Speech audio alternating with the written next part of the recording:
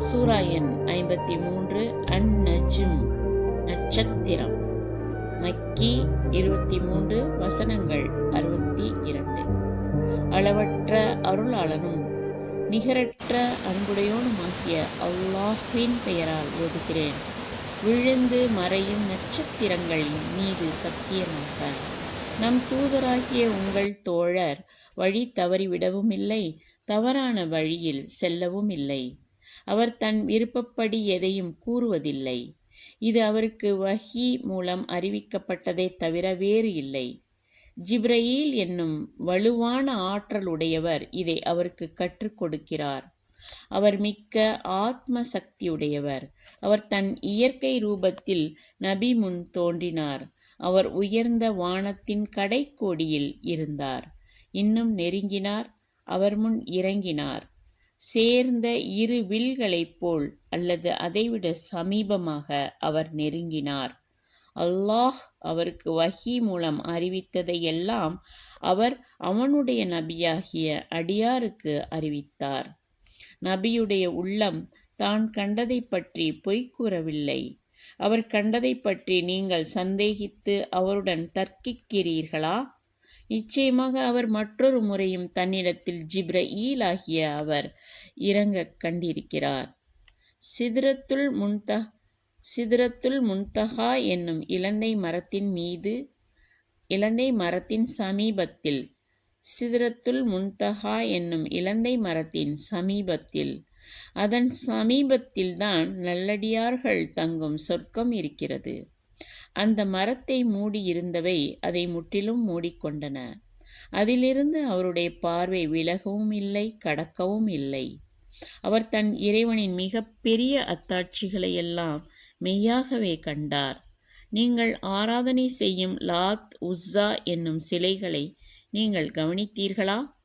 மற்றொரு மூன்றாவது மனாத் என்னும் சிலையை பற்றியும் நீங்கள் சிந்தித்தீர்களா?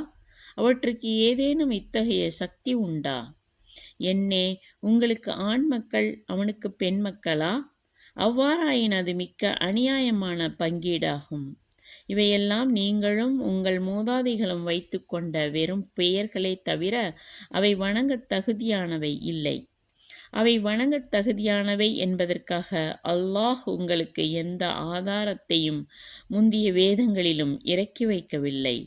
அவர்கள் தங்கள் மன இச்சைகளையும் வீண் சந்தேகத்தையும் தவிர இறை வேதத்தை பின்பற்றுவது இல்லை. நிச்சயமாக அவர்களுடைய இறைவனிடமிருந்து அவர்களுக்கு நேரான வழி இந்த குர்ஆன் வந்தே இருக்கிறது. எனினும் அதை அவர்கள் பின்பற்றுவதில்லை. மனிதன் விரும்பியதெல்லாம் அவனுக்கு கிடைத்து விடுமா?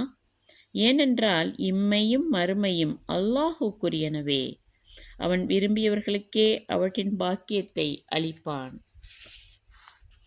வானத்தில் எத்தனையோ வானவர்கள் இருக்கின்றனர். எவருக்காகவும் அவர்கள் பரிந்து பேசுவது ஒரு பயனும் அளிக்காது. ஆயினும் அல்லாஹ் விரும்பி எவரை பற்றி திருப்தியடைந்து அவருக்காக அவன் அனுமதி கொடுக்கின்றானோ அவருக்கே தவிர மற்றவருக்கு பயனளிக்காது. நிச்சயமாக எவர்கள் மறுமையை நம்பிக்கை கொள்ளவில்லையோ அவர்கள் வானவர்களுக்கு பெண்களின் பெயர்களை சூட்டுகின்றனர். இதை பற்றி அவர்களுக்கு ஒரு ஞானமும் கிடையாது. ஆதாரமற்ற வீண் சந்தேகத்தை தவிர வேறு எதையும் அவர்கள் பின்பற்றுவதில்லை. வீண் சந்தேகம் எதையும் உறுதிப்படுத்தாது. நபியே, எவன் என்னை தியானிக்காது விலகி இவ்வுலக வாழ்க்கையை தவிர மறுமையை விரும்பாதிருக்கிறானோ அவனை நீர் புறக்கணித்து விடுவீராக. இவர்களுடைய கல்வி ஞானம் இவ்வளவு தூரம்தான் செல்கிறது, இதற்கு மேல் செல்வதில்லை. நிச்சயமாக உமது இறைவன் தன் வழியிலிருந்து தவறியவன் யார் என்பதையும் நன்கறிவான். நேரான வழியில் செல்பவன் யார் என்பதையும் அவன் நன்கறிவான். வானங்களில் உள்ளவை பூமியில் உள்ளவை அனைத்தும் அல்லாஹுக்கு உரியனவே. ஆகவே தீமை செய்தவர்களுக்கு அவர்களுடைய தீய செயலுக்கு தக்கவாறு தீமையை கூலியாக கொடுக்கிறான். நன்மை செய்தவர்களுக்கு நன்மையை கூலியாக கொடுக்கிறான். நன்மை செய்யும் அவர்கள் ஏதும் தவறாக ஏற்பட்டுவிடும், அற்பமான பாவங்களைத் தவிர மற்ற பெரும் பாவங்களிலிருந்தும் மானக்கேடான விஷயங்களிலிருந்தும் விலகியிருப்பார்கள். நிச்சயமாக உமது இறைவன் மன்னிப்பதில் மிக்க தாராளமானவன். உங்களை பூமியிலிருந்து உற்பத்தி செய்த சமயத்தில் உங்கள் தன்மையை அவன் நன்கறிவான். நீங்கள் உங்கள் தாயின் வயிற்றில் கர்ப்பப்பிண்டமாயிருந்த சமயத்திலும் உங்களை அவன் நன்கறிவான். ஆகவே தூய்மையானவர்கள் என உங்களை நீங்களே தற்புகழ்ச்சி செய்து கொள்ளாதீர்கள். உங்களில் அல்லாஹ்வை அஞ்சிக் கொள்பவர்கள் யார் என்பதை அவன் நன்கறிவான். நபியே, உம்மை விட்டும் விலகியவனை நீர் கவனித்தீரா? அவன் ஒரு சொற்பத்தை தர்மம் கொடுத்துவிட்டு கொடுப்பதையே முற்றிலும் நிறுத்தி கொண்டான். அவனிடத்தில் மறைவான விஷயத்தின் ஞானமிருந்து தன் முடிவை அதில் அவன் பார்த்தானா? அல்லது மூசாவுடைய வேதத்தில் உள்ளவை அவனுக்கு அறிவிக்கப்படவில்லையா? அல்லது இறைவனுடைய கட்டளைகளை முழுமையாக நிறைவேற்றிய இப்ராஹிமுடைய விஷயமேனும் அவனுக்கு தெரியாதா? நபியே, அறிந்து கொள்வீராக, ஒருவனின் பாவச் சுமையை மற்றொருவன் சுமக்க மாட்டான். இன்னும் நிச்சயமாக மனிதனுக்கு அவன் செய்த செயலைத் தவிர வேறொன்றும் கிடைக்காது. நிச்சயமாக மனிதன் செய்த செயல்தான் கவனிக்கப்படும். பின்னர் செயலுக்கு தக்க கூலி முழுமையாக கொடுக்கப்படுவான். நபியே, நிச்சயமாக உமது இறைவனிடம்தான் உங்கள் அனைவரின் இறுதியிடம் இருக்கிறது. நிச்சயமாக அவனே சிரிக்க வைக்கிறான், அழவும் வைக்கிறான்.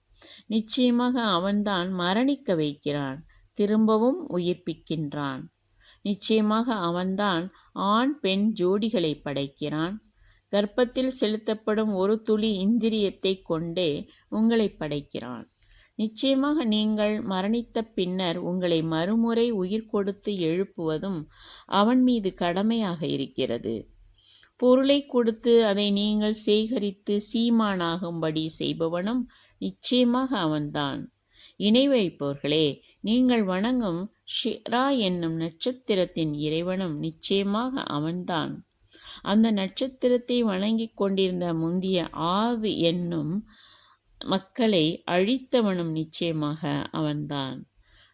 சமூத் என்னும் மக்களையும் அழித்தவன் அவன்தான். அவர்களில் ஒருவரையுமே அவன் தப்பவிடவில்லை. இவர்களுக்கு முன்னர் இருந்த நூஹுடைய மக்களையும் அழித்தவன் அவன்தான். நிச்சயமாக இவர்கள் அனைவரும் அநியாயக்காரர்களாகவும் வரம்பு மீறியவர்களாகவும் இருந்தனர். லூத்தின் மக்களுடைய கவிழ்ந்து போன பட்டினங்களை புரட்டி அடித்தவனும் அவன்தான். அவர்கள் அழிவுற்ற நேரத்தில் அவர்களை சூழ்ந்து கொள்ள வேண்டிய வேதனையானது முற்றிலும் அவர்களை சூழ்ந்து கொண்டது. ஆகவே மனிதனே, நீ உனது இறைவனின் கொடைகளில் எதைத்தான் சந்தேகிக்கிறாய்? முன்னர் மனிதர்களுக்கு அச்சமூட்டி எச்சரிக்கை செய்த தூதர்களைப் போல் இவரும் ஒரு தூதரே. தீவிரமாக வரவேண்டிய உலக முடிவு காலம் நெருங்கிவிட்டது.